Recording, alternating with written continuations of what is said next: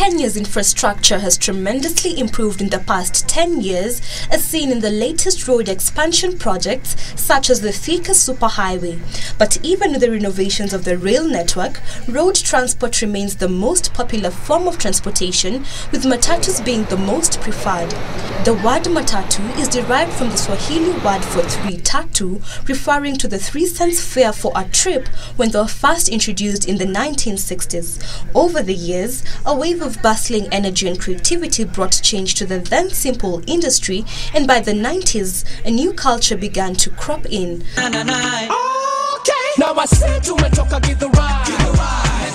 Entrepreneurs and artists began to heavily invest into the industry by providing a hip option to traveling, and before long, the culture had gained popularity, especially among the youth. Matatus were no longer just a means of transport, but a sort of traveling lifestyle, as they included an array of attractive modifications ranging from customized vehicles with graffiti, loud blaring music, big rear tires, to tinted windows with sticker messages, some funny, others educative, and sometimes even rude or outright obscene. And with the new millennium came even more modifications, big screens and DVD players, and the public transport system in Kenya had now fully evolved to embrace the infamous Matatu culture. But it is not only their sophistication that stands out. Most are known to disobey traffic rules at will and for their unpleasant and not so courteous ways. The aggressive nature of Matatu drivers and touts has at times made them a nuisance on the roads, many passengers boarding them as a last resort. Statistics from the traffic department indicate that more than 2,000 people have been killed in road accidents in the country since January. Among the latest incidents, one involving a matatu and a train at Nairobi's Umoja estate, in which 12 people lost their lives. The incident led to the suspension of the Umoina vehicles from operation. In 2003, the then Minister for Transport, the late John Meshuki, introduced stringent laws that included installation of speed governors, safety belts, and a mandatory yellow line on all PSVs, including taxis.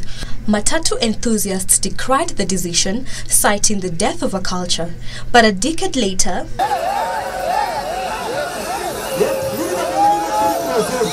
this is the second edition of the award ceremony, basically aimed at promoting road safety on Kenyan roads. And we are looking at 3 pillars, which are customer service, road safety, and commuter comfort.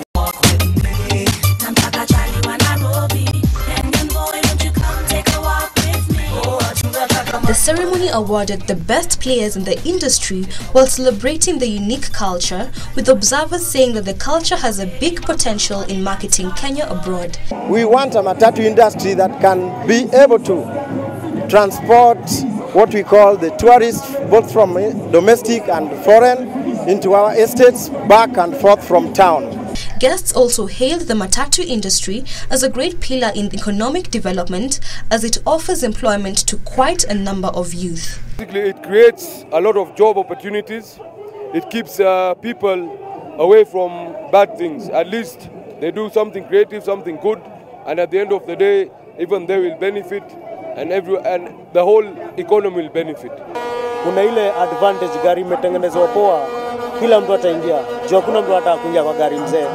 Gari imesukwa pia kwa vijana, ina market, inabeba vizuri, hata ni chap kubeba.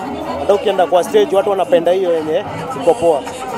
Although future generations may never know what it felt like to ride in moving art, today some of these cool matatus still have a large youth following, some of whom will wait for hours just to board a particular matatu. Lusanji Begisen, Channel 1 News. Now I said to me, talk, give the ride.